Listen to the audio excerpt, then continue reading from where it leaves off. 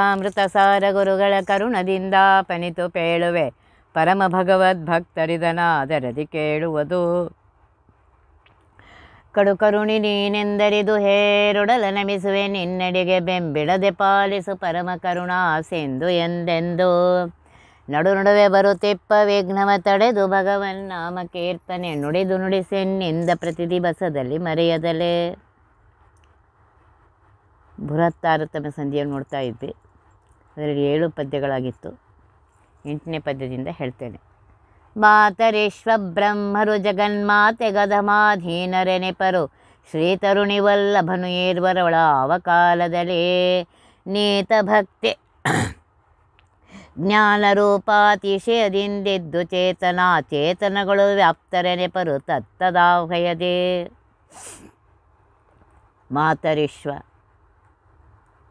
ಮಾತರಿಶ್ವ ಅಂತಂದರೆ ಅಂತರಿಕ್ಷದಲ್ಲಿ ಸಂಚಾರ ಮಾಡುವಂತಹ ವಾಯುದೇವರು, ಗತಿಗಮನ ಪ್ರದರಾಗಿರುವಂತಹ ವಾಯುದೇವರು ಮತ್ತು ಬ್ರಹ್ಮದೇವರು, ಚತುರ್ಮುಖ ಬ್ರಹ್ಮದೇವರು. ವಾಯುಬ್ರಹ್ಮದೇವರಿಬ್ಬರು ಜಗನ್ಮಾತೆ ಗದಮಾಧೀನರೆನೆಪರು. ಜಗತ್ತಿಗೆ ತಾಯಿಯಾಗಿರುವಂತಹ ಮಹಾಲಕ್ಷ್ಮೀ ದೇವಿಗೆ ಯಾವಾಗಲೂ ಕಡಿಮೆಯವರಾಗಿರ್ತಾರೆ. ಮಹಾಲಕ್ಷ್ಮೀ ದೇವಿಯರಿಗಿಂತ ಅನಂತ ಪಾಲು ಉತ್ತಮಳಾಗಿದ್ದಾಳೆ. ಇವರಿಬ್ಬರು ಲಕ್ಷ್ಮೀ ದೇವಿಯ ಮತ್ತು ಪರಮಾತ್ಮನ ಅಧೀನರಾಗಿರ್ತಾರೆ, ಬ್ರಹ್ಮ ಮತ್ತು ವಾಯುದೇವರು. ಶ್ರೀ ತರುಣಿ ವಲ್ಲಭನು ನಿತ್ಯ ಮುಕ್ತಳು ಸನಾತಳು ಆಗಿರುವಂತಹ ಸದಾ ತಾರುಣ್ಯಾವಸ್ಥೆಯಲ್ಲಿರುವಂತಹ ಮಹಾಲಕ್ಷ್ಮೀ ದೇವಿಯ ಪತಿಯಾಗಿರುವಂತಹ ಪರಮಾತ್ಮ ಈರ್ವರಳು ವಾಯುಬ್ರಹ್ಮರಲ್ಲಿ ಇಬ್ಬರಲ್ಲಿಯೂ ಆವ ಕಾಲದಲ್ಲಿ ಅಂದರೆ ಎಲ್ಲ ಕಾಲದಲ್ಲಿಯೂ ನಿತ್ಯದಲ್ಲಿಯೂ ಬ್ರಹ್ಮಾಂಡಗತ ರೂಪಗಳಲ್ಲಿಯೂ ಮುಕ್ತಿಯಲ್ಲಿಯೂ ಸದಾ ನಿಯತ ಒಂದೇ ಸಮಾನವಾಗಿ ಸರ್ವಜೀವರಿಂದ ಅಧಿಕವಾಗಿರುವಂತಹ ಭಕ್ತಿ ಹೇಳ್ತಾ ಇದ್ದಾರೆ. ವಿಶೇಷವಾದ ಭಕ್ತಿ, ಜ್ಞಾನ, ಬಲ ಇತ್ಯಾದಿ ಗುಣರೂಪದಿಂದ ಬ್ರಹ್ಮವಾಯು ದೇವರಲ್ಲಿ ಅತಿಶಯದಿಂದಿದ್ದಾನೆ ಪರಮಾತ್ಮ. ಅಲ್ಲಿ ಹೆಚ್ಚಿನ ಶಕ್ತಿ ಇದ್ದು ಹೆಚ್ಚಿನ ರೂಪದಿಂದ ಇದ್ದುದರಿಂದ ಚೇತನಾಚೇತನರುಳು ಸರ್ವ ಜಂಗಮ ಸ್ಥಾವರ ಜೀವಗಳಲ್ಲಿ ಅಚೇತನವಾಗಿರುವಂತಹ ಜಡಗಳಲ್ಲಿ ತತ್ತದಾಹಯದಿ ಪರಮಾತ್ಮನಂತೆ ಮಹಾಲಕ್ಷ್ಮೀ ದೇವಿಯು ಪರಮಾತ್ಮನ ಅಧೀನಳಾಗಿದ್ದುಕೊಂಡು ಆಯಾ ನಾಮಗಳಿಂದ ಆಯಾ ಸ್ಥಳಗಳಲ್ಲಿದ್ದು ಕರೆಸಿಕೊಂಡು ಸರ್ವತ್ರದಲ್ಲಿ ವ್ಯಾಪ್ತಳಾಗಿದ್ದಾಳೆ. ಇದನ್ನು ತಿಳ್ಕೊಳ್ಳ್ರಿ ಅಂತ ಹೇಳ್ತಾ ಇದ್ದಾರೆ. ಮಾತರಿಶ್ವ ವಾಯುದೇವರು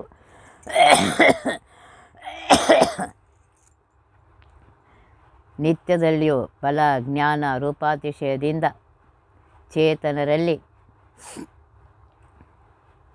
ಅವರಿಗೆ ಶಕ್ತಿಯನ್ನು ಕೊಡುತ್ತಾ ಬಲವನ್ನು ಕೊಡುತ್ತಾ ನಿತ್ಯದಲ್ಲಿಯೂ ಇದ್ದಾರೆ ಅಂತ ಹೇಳ್ತಾ ಇದ್ದಾರೆ. ವಾಯುದೇವರಿಗೆ ಪ್ರಾಣ, ಸೂತ್ರ, ಮಹಾನ್, ಬ್ರಹ್ಮ, ಚಿತ್ತ, ವಾಯು, ಬಲ, ಧೃತಿ, ಸ್ಥಿತಿ, ಯೋಗ, ವೈರಾಗ್ಯ, ಜ್ಞಾನ, ಪ್ರಭಾ, ಸ್ಮೃತಿ, ಸುಖ, ಮೇಧ, ಮುಕ್ತಿ, ವಿಷ್ಣು ಭಕ್ತಿ, ಆದಿಗೋಪ, ಮಹಾಪ್ರಭು, ರುಜು, ಸುಖ, ಸಮಾನ, ವಿಜ್ಞಾತ, ಮಹಾಧ್ಯಾತ, ಮಹಾಗುರು, ಹನುಮಾನ್, ಭೀಮಸೇನ, ಆನಂದ ತೀರ್ಥ ಇಂಥ ಅನೇಕ ರೂಪಗಳಿವೆ. ಪರಮಾತ್ಮ ಈ ರೂಪಗಳಲ್ಲಿ ಪ್ರವೇಶಿಸಿರ್ತಾನೆ. ಹಾಗಂತ ಹೇಳಿ ವಿಷ್ಣುವಿಗೂ ಪರಮಾತ್ಮನಿಗೂ ಭೇದ ಇಲ್ಲ ಅಂತ ತಿಳ್ಕೊಬೇಡ್ರಿ. ಭೇದ ಎಲ್ಲ ಕಾಲಕ್ಕೂ ಇದ್ದೇ ಇದೆ. ವಿಷ್ಣುವಿಗೆ ಪರಮಾತ್ಮನಿಗೆ ಅತ್ಯಂತ ಪ್ರಿಯತಮರಾದ ಭಕ್ತರೆಂದರೆ ವಾಯುದೇವರೊಬ್ಬರೇ. ಅವರಿಗೆ ಸಮಾನರಾದ ವಿಷ್ಣು ಪ್ರಿಯರು, ವಿಷ್ಣುವಿನಲ್ಲಿ ಭಕ್ತಿಯನ್ನು ಮಾಡುವವರು ಮತ್ತಾರೂ ಇಲ್ಲವೇ ಇಲ್ಲ. ಪರಮಾತ್ಮನ ಜ್ಞಾನದಲ್ಲಿಯೂ ವಾಯುದೇವರಿಗೆ ಸಮರಾದವರು ಯಾರೂ ಇಲ್ಲ. ಅಷ್ಟು ಪರಮಾತ್ಮನ ಜ್ಞಾನವನ್ನು ಪಡೆದಿದ್ದಾರೆ. ಆದರೆ ರಮಾದೇವಿಯರಿಗೆ ವಾಯುದೇವರಿಗಿಂತ ಕೋಟಿ ಗುಣದಿಂದ ಅವಳು ವಾಯುದೇವರಿಗಿಂತ ಹೆಚ್ಚಾಗಿದ್ದಾಳೆ, ಪರಮಾತ್ಮನಿಗಿಂತ ಕಡಿಮೆ ಆಗಿದ್ದಾಳೆ.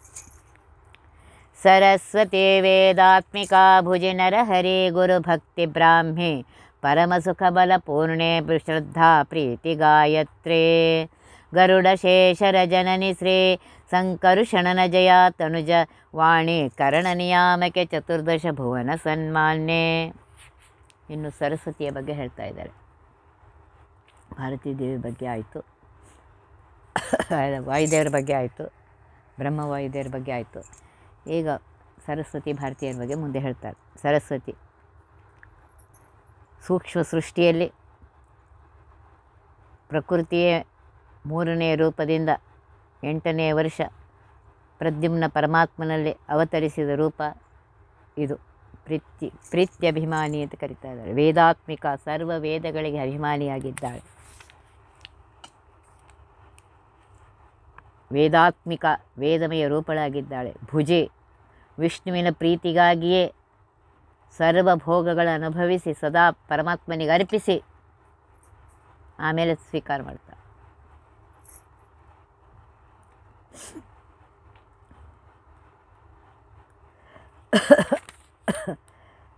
ನರಹರಿ, ನರ ವಿಷ್ಣುವಿನ ರೂಪ, ಹರಿ ಬಿಂಬರೂಪ. ಇವೆರಡು ನರಸಿಂಹ ರೂಪ. ನರಹರಿ ಅಂದರೆ ನರಸಿಂಹದೇವರು.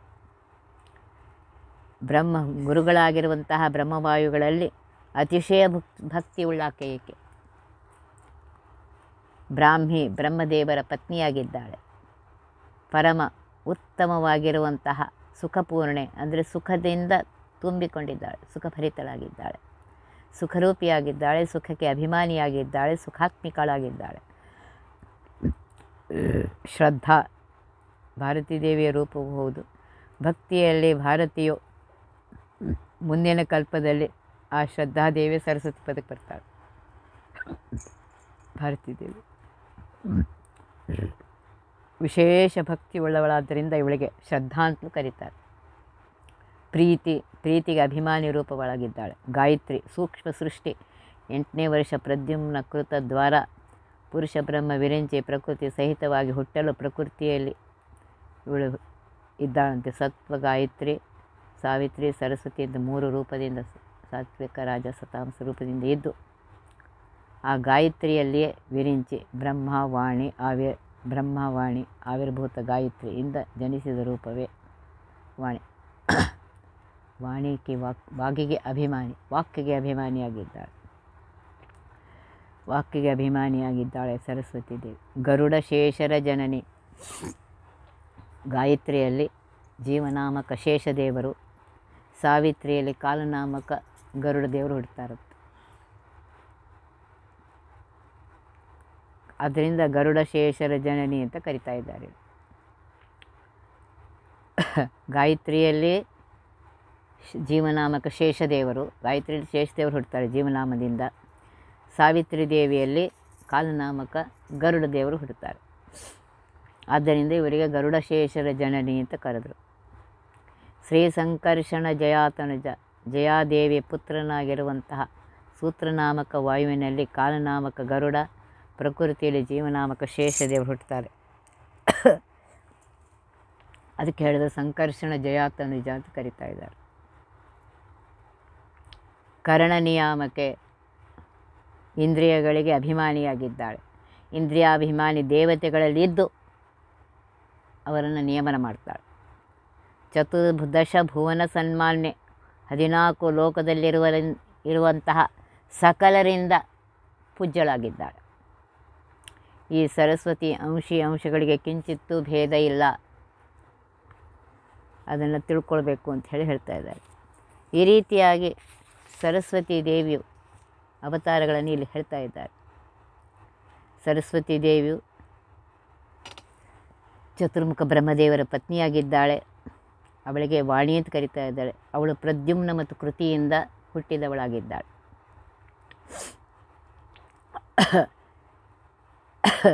ಮತ್ತು ಇವಳಿಗೆ ವಿಧಿನಾಮಕ ವಿರಿಂಚಿಯ ಹೆಂಡತಿ ಸಾವಿತ್ರಿ, ಬ್ರಹ್ಮದೇವರ ಹೆಂಡತಿ ಸಾವಿತ್ರಿ. ಈ ರೀತಿಯಾಗಿ ಹೇಳ್ತಾ ಇದ್ದಾರೆ. ಮುಂದೆ ಭಾರತೀ ದೇವಿಯ ಅವತಾರಗಳನ್ನು ಹೇಳೋರಿದ್ದಾರೆ, ವೇದಾತ್ಮಿಕ ಇತ್ಯಾದಿ. ಸರ್ವ ವೇದಗಳಿಗೆ ಅಭಿಮಾನಿಯಾದುದರಿಂದ ವೇದಾತ್ಮಿಕ ಅಂತ ಭಾರತೀ ದೇವಿಗೆ ಹೆಸರು. ಮಹಾಧ್ಯಾತೃ ವಾಯುಪತ್ನಿ ಶಾಸ್ತ್ರದಲ್ಲೆಲ್ಲ ಹೇಳ್ತಾ ಇದ್ದಾರೆ. ಪರಮಾತ್ಮನ ತೋರಿಸುವವಳಾಗಿದ್ದಾಳಂತೆ ಶಾಸ್ತ್ರದಿಂದ. ಜ್ಞಾನವಾಯುವಿನ ಪತ್ನಿಯಾಗಿದ್ದಾಳೆ. ವಾಯುದೇವರೇ ಗುರುಗಳು ಜಗತ್ತಿಗೆ. ಅವರಲ್ಲಿ ಸದಾ ಭಕ್ತಿ ಇರ್ತಾಳೆ. ಆದ್ದರಿಂದ ಇವಳಿಗೆ ಗುರುಭಕ್ತಿಯು ಗುರುಭಕ್ತಿ ನಾಮಕ ವಾಯುಪತ್ನಿ ಅಂತ ಹೇಳಿ ಕರೀತಾ ಇದ್ದಾರೆ. ನರಹರಿ ಅಂತ ಹೇಳಿ ಶಬ್ದ ಉಪಯೋಗಿಸಿದ್ದಾರೆ. ವಿಷ್ಣು ಪ್ರೀತಿಗಾಗಿ, ಪರಮಾತ್ಮನ ಪ್ರೀತಿಗೋಸ್ಕರ ಸರ್ವಭೋಗಗಳನ್ನು ಸ್ವೀಕರಿಸ್ತಾಳೆ. ಆದ್ದರಿಂದ ಇವಳಿಗೆ ಭುಜಿ ಅಂತ ಕರೀತಾ ಇದ್ದಾರೆ. ಚಿತ್ತನಾಮಕ ವಾಯುವಿನ ಪತ್ನಿಯಾಗಿದ್ದಾಳೆ.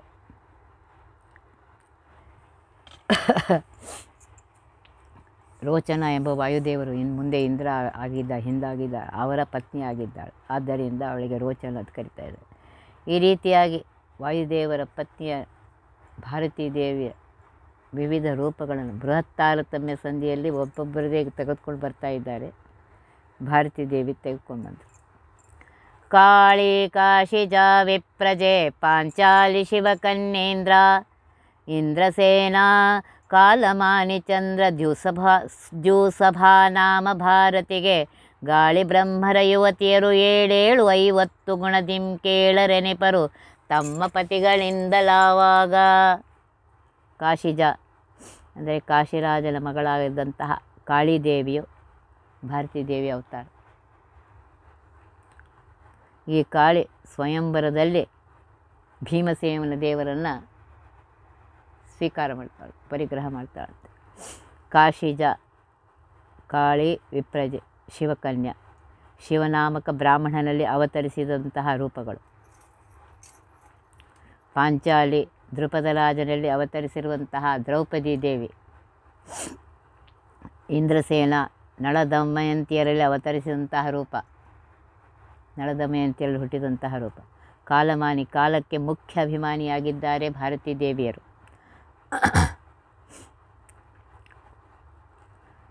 ಕಾಲನಾಮಕ ಗರುಡನನ್ನು ಹೆತ್ತವರು ಇವರೇ, ಗರುಡ ದೇವರನ್ನು ಭಾರತೀ ದೇವಿ. ಚಂದ್ರನಾಮಕರಾಗಿ ಕಾಲಡಿ ಗ್ರಾಮದಲ್ಲಿ ಅವತರಿಸಿದಂತಹ ರೂಪ. ಕಾಲಡಿ ಗ್ರಾಮದಲ್ಲಿ ಚಂದ್ರ ಅನ್ನುವ ರೂಪದಿಂದ ಮಾಡಿದ್ದಾಳೆ. ದ್ಯು ಅಂದರೆ ಆಕಾಶಕ್ಕೆ ಅಭಿಮಾನಿಯಾಗಿದ್ದಾಳೆ. ಸಭಾ ಅಂದರೆ ಪೃಥ್ವಿಗೆ ಅಭಿಮಾನಿಯಾಗಿದ್ದಾಳೆ.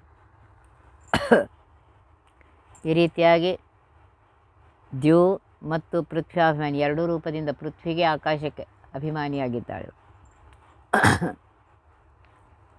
ಕಾಳಿ, ದ್ರೌಪದಿ, ಕಾಶಿಜ, ಪಾಂಚಾಲಿ, ಶಿವಕನ್ಯೇಂದ್ರ ಸೇನ್ ಇತ್ಯಾದಿ ಇವೆಲ್ಲ ಭಾರತೀ ದೇವಿಗೆ ಇದು ಅವತಾರಗಳು.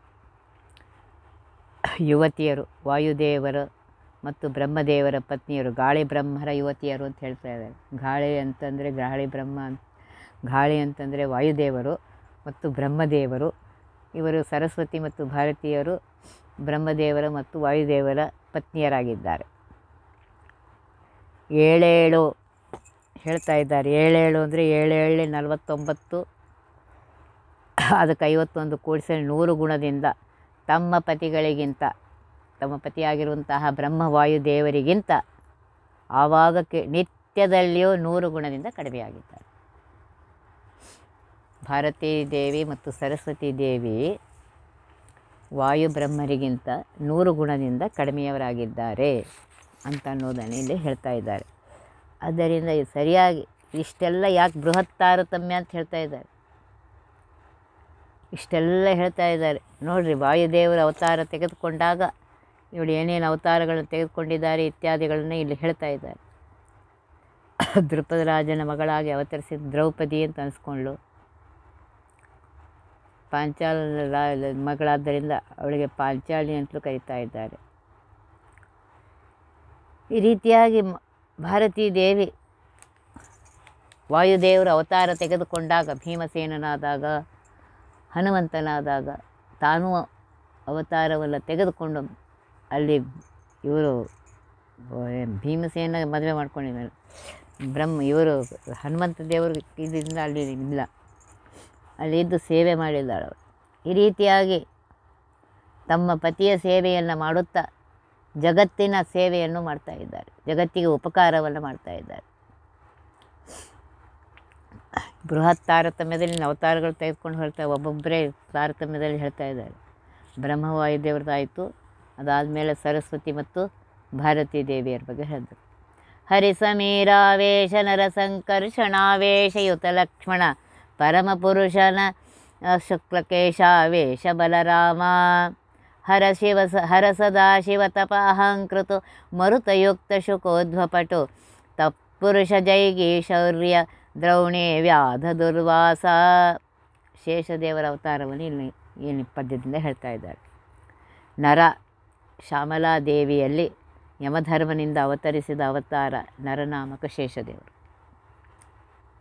ಯಮಧರ್ಮ ಶ್ಯಾಮಲಾದೇವಿಯಲ್ಲಿ ಅವತಾರ ಮಾಡಿದಂತಹ ಶೇಷದೇವರ ಅವತಾರಕ್ಕೆ ನರ ಅಂಥೇಳಿ ಕರೀತಾರೆ. ಹರಿ ಪರಮಾತ್ಮ ಇವರು ಮತ್ತು ಸಮೀರ ವಾಯು ಆವೇಶವುಳ್ಳವರು. ಇವರಲ್ಲಿ ಯಾವಾಗಲೂ ಪರಮಾತ್ಮನ ವಾಯುದೇವರ ಆವೇಶ ಶೇಷದೇವರಲ್ಲಿ ಅವತಾರ ತೆಗೆದುಕೊಂಡಾಗಿರುತ್ತೆ. ಲಕ್ಷ್ಮಣ ತ್ರೇತಾಯುಗದಲ್ಲಿ ಶ್ರೀರಾಮದೇವರ ತಮ್ಮನಾಗಿ ಜನಿಸಿದ್ದಾರೆ. ಲಕ್ಷ್ಮಣ ಶೇಷದೇವರ ಅವತಾರ. ಈ ಲಕ್ಷ್ಮಣನಲ್ಲಿ ಸಂಕರ್ಷಣ ನಾಮಕ ಪರಮಾತ್ಮನ ಆವೇಶ ಇದೆಯಂತೆ ಲಕ್ಷ್ಮಣನಲ್ಲಿ. ಬಲರಾಮ ಶ್ರೀಕೃಷ್ಣನ ಅಣ್ಣನಾಗಿರುವಂತಹ ಬಲರಾಮ, ಇವರು ಶೇಷದೇವರೇ.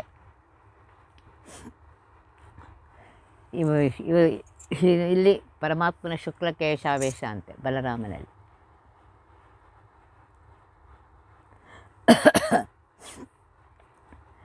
ಈ ಮೂವರಲ್ಲಿಯೂ ಶೇಷ ಅಂಶ ಮತ್ತು ವಾಯು ವಿಷ್ಣುವಿನ ಆವೇಶವೆಂದು ತಿಳ್ಕೊಳ್ಬೇಕು ಅಂತ ಹೇಳ್ತಾ ಇದ್ದಾರೆ. ಅದನ್ನು ಸರಿಯಾಗಿ ತಿಳಿದುಕೊಂಡು ಇದು ಮಾಡಿರಿ ಅಂತ ರುದ್ರದೇವರ ಇದನ್ನು ಹೇಳ್ತಾ ಇದ್ದಾರೆ. ಅವತಾರಗಳು ರುದ್ರರಿಗೆ ಹರ ಅಂತ ಕರೀತಾರೆ. ಯಾಕೆ ಅಂತಾರೆ, ಅಮಂಗಲವನ್ನು ಹರಣ ಮಾಡುವುದರಿಂದ ಹರ ಅಂತ ಕರೀತಾರೆ. ಅವರಿಗೆ ಸದಾಶಿವ ಅಂತ ಕರೀತಾರೆ. ಯಾವಾಗಲೂ ಜಯಶಾಲಿಯಾಗಿದ್ದಾರೆ ಪರಮಾತ್ಮನ ಅನುಗ್ರಹದಿಂದ. ತಪ ಲವಣ ಸಮುದ್ರದಲ್ಲಿ 10 ಕಲ್ಪ ತಪಸ್ಸು ಮಾಡಿದ್ರಿಂದ ಅವರಿಗೆ ತಪ ಅಂತ ಕರೀತಾರೆ. ಅಹಂಕೃತು ಅಹಂಕಾರ ತತ್ವಕ್ಕೆ ಅಭಿಮಾನಿ ಆದ್ದರಿಂದ ಅಹಂಕೃತು. ಮರುತ್ ವಾಯು ಆವೇಶಯುಕ್ತರಾದ್ದರಿಂದ ವೇದವ್ಯಾಸರ ಪುತ್ರರಾದ ಶುಕಾಚಾರ್ಯರು.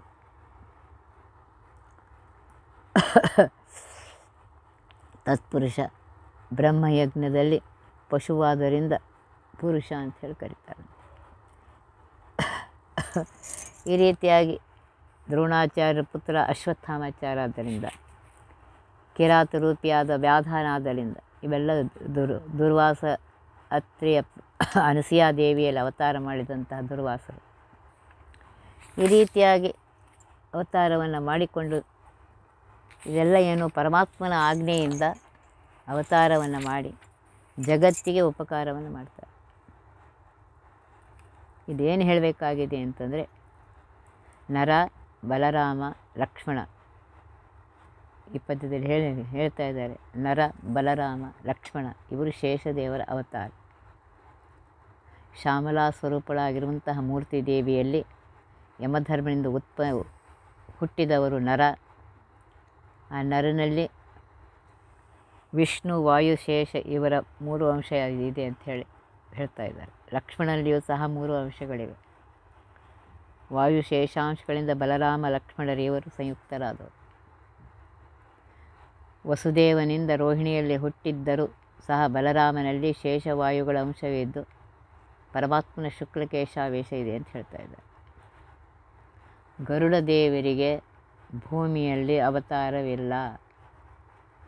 ಗರುಡ ಶೇಷ ರುದ್ರದಾಯ್ತಲ್ಲ, ಅಲ್ಲಿ ರುದ್ರದ ಅವತಾರ ಹೇಳಿದ್ರು, ಶೇಷದೇವ್ರದ ಹೇಳಿದ್ರು. ಗರುಡರಿಗೆ ಮಾತ್ರ ಅವತಾರ ಇಲ್ಲ. ಪರಮಾತ್ಮನ ಆಜ್ಞೆ ಇದೆ ಅಂತ, ಅವರಿಗೆ ಅವತಾರ ಇಲ್ಲ ಅಂಥೇಳಿ ಅದನ್ನು ಸರಿಯಾಗಿ ತಿಳಿದುಕೊಂಡು ಇವರಿಬ್ಬರಿಗೆ ಅವತಾರ ಇದೆ. ಇವರು 3 ಮಂದಿ ಒಂದೇ ಕಕ್ಷೆಯಲ್ಲಿರುವವರು. ಇವರಿಗೆ 3 ಮಂದಿಗೆ ಅವತಾರ. ಈ 3 ಮಂದಿಯಲ್ಲಿ ಇಬ್ಬರಿಗೆ ಗರುಡ ಶೇಷ, ಗರುಡಂಗಿಲ್ಲ. ಶೇಷ ಮತ್ತು ರುದ್ರದೇವರಿಗೆ ಅವತಾರ ಇದೆ. ಬೃಹತ್ ತಾರತಮ್ಯದಲ್ಲಿ ಎಲ್ಲರದು ಒಂದೊಂದೇ ಕಕ್ಷೆಯಲ್ಲಿ ತೆಗೆದುಕೊಂಡು ಬಂದು ಅವರ ಅವತಾರಗಳನ್ನು ಮಾಡಿದ್ದು ಏನು ಅವತಾರ ಮಾಡಿದ್ದಾರೆ, ಏನು ಮಾಡಿದ್ದಾರೆ ಎಲ್ಲವನ್ನು ಹೇಳ್ತಾ ಇದ್ದಾರೆ. ಅದಕ್ಕೆ ಬೃಹತ್ ತಾರತಮ್ಯ ಅಂತ ಹೆಸರು ಕೊಟ್ಟರು. ಗರುಡ ಶೇಷ ಶಶಾಂಕದಳ ಶೇಖರ ಋತಮ್ಮಳು ಸಮರು ಭಾರತಿ ಸರಸಿಜಾಸಲ ಪತ್ನಿ ಗದವರು 100 ಗುಣದಿಂದ ಹರಿಮಡದಿ ಜಾಂಬವತಿ ಉಳ್ಶ್ರೀ ತರುಣಿಯಾವೇಶ ವಿಹುದೆಂದಿಗೂ ಕೊರತೆಯನಿಪರು ಗರುಡ ಶೇಷರಿಗೈವರೈದು ಗುಣ. ಗರುಡದೇವರು, ಶೇಷದೇವರು ಮತ್ತು ಚಂದ್ರನನ್ನು ಇಟ್ಕೊಂಡಿರುವಂತಹ ತಲೆ ಇಟ್ಕೊಂಡು ರುದ್ರದೇವರು, ಇವರು 3 ತಾವು ಒಂದೇ ಕಕ್ಷೆಯಲ್ಲಿದ್ದಾರೆ, ಸಮರಾಗಿದ್ದಾರೆ. ಆದರೆ ವಾಯುದೇವರ ಪತ್ನಿಯಾಗಿರುವಂತಹ ಮತ್ತು ಬ್ರಹ್ಮದೇವರ ಪತ್ನಿಯಾಗಿರುವಂಥ ಸರಸ್ವತಿಗಿಂತ ಭಾರತಿಗಿಂತ 100 ಗುಣದಿಂದ ಕಡಿಮೆಯಾಗಿದ್ದಾರೆ. ಇದನ್ನು ತಿಳ್ಕೊಳ್ರಿ ಅಂತ ಹೇಳಿ ನನಗಿಂತ ಕಡಿಮೆ ಹಾಕ್ಕೋತೇ ಬರ್ತಾರೆ. ಇವರು ಎಷ್ಟು ಕಡಿಮೆ ಇದ್ದಾರೆ ಅನ್ನೋದನ್ನು ಹೇಳ್ತಾ ಇದ್ದಾರೆ. ಅದನ್ನು ನಾಳಿನ ದಿವಸ ನೋಡೋಣಂತೆ. ಬೃಹತ್ ತಾರತಮ್ಯ, ಇಲ್ಲಿವರೆಗೂ ತಾರತಮ್ಯಗಳು ಹೇಳ್ಕೊತ ಬಂದರು. ಈಗ ಏನು ಮಾಡ್ತಾಯಿದ್ದಾರೆ, ಪೂರ್ತಿ ಒಂದೇ ಸಲದಲ್ಲಿ ಎಲ್ಲ ತಾರತಮ್ಯವನ್ನು ಹೇಳ್ತಾ ಇದ್ದಾರೆ. ಆದ್ದರಿಂದ ಸರಿಯಾಗಿ ತಿಳಿದುಕೊಂಡು ಇಷ್ಟೆಲ್ಲ ತಾರತಮ್ಯ ಯಾಕೆ ಹೇಳ್ತಾರೆ ಅಂದರೆ, ನಮ್ಮಲ್ಲಿ ತಾರತಮ್ಯ ಜ್ಞಾನ ಅತ್ಯಂತ ಬೇಕಾಗಿದೆ. ಶ್ರೀಮದಾಚಾರ್ಯ ಹೇಳಿದ್ದಾರೆ, ಸರಿಯಾದ ತಾರತಮ್ಯ ಜ್ಞಾನ ಇಲ್ಲದೆ ಹರಿ ಸರ್ವೋತ್ತಮ, ವಾಯು ಜೀವೋತ್ತಮ ಅಂತ ತಿಳ್ಕೊಂಡು ಉಳಿದ ದೇವತೆಗಳ ತಾರತಮ್ಯವನ್ನು ತಿಳಿದುಕೊಂಡು ಆ ಸರ್ವೋತ್ತಮನಾಗಿರುವಂತಹ ಪರಮಾತ್ಮನ ಅನುಗ್ರಹ ಬೇಕಾಗಿದ್ದರೆ ಅವನು ಎಲ್ಲ ಕಾಲದಲ್ಲೂ ಸರ್ವೋತ್ತಮನೇ. ಇದನ್ನು ತಿಳ್ಕೊಂಡಾಗಲೇ ಪರಮಾತ್ಮನ ಅನುಗ್ರಹ ಆಗುತ್ತೆ. ಇಲ್ಲದೇ ಇದ್ದರೆ ನೀವು ಏನು ಮಾಡಿದ್ರೂ ಆಗೋದಿಲ್ಲ. ಆ ಅನುಗ್ರಹ ಆಗುವುದಕ್ಕೋಸ್ಕರ ಇಷ್ಟೆಲ್ಲ ತಾರತಮ್ಯ ಹೇಳ್ತಾ ಇದೆ. ತಾರತಮ್ಯದ ಇಂಪಾರ್ಟೆಂಟ್ ಮೊದಲು ತಿಳ್ಕೋಬೇಕು. ಸುಮ್ಮನೆ ಹೋಗಿ ನಾನು ಎಲ್ಲ ನಮಸ್ಕಾರ ಮಾಡ್ತೀನಿ ಇಲ್ಲ, ಆ ತಾರತಮ್ಯ ತಿಳ್ಕೊಂಡು ಹರಿ ಸರ್ವೋತ್ತಮನಾಗಿದ್ದಾನೆ. ಆಮೇಲೆ ಮಹಾಲಕ್ಷ್ಮೀ ದೇವಿ, ಆಮೇಲೆ ವಾಯುದೇವರು, ಬ್ರಹ್ಮವಾಯುದೇವರು, ಆಮೇಲೆ ಸರಸ್ವತಿ ಭಾರತೀಯರು ತಾರತಮ್ಯವನ್ನು ತಿಳಿದುಕೊಂಡು, ಆ ದೇವತಾ ತಾರತಮ್ಯ ತಿಳಿದುಕೊಂಡು ಅವರು ನಮಗೇನು ಉಪಕಾರ ಮಾಡ್ತಾ ಇದ್ದಾರೆ ಅದನ್ನು ತಿಳ್ಕೊಂಡಾಗ ಪರಮಾತ್ಮನ ಅವರ ಅಂತರ್ಗತನಾಗಿರುವಂತಹ ಈ ದೇವತೆಗಳ ಅಂತರ್ಗತನಾಗಿರುವ ಪರಮಾತ್ಮ ಅನುಗ್ರಹ ಮಾಡ್ತಾರೆ.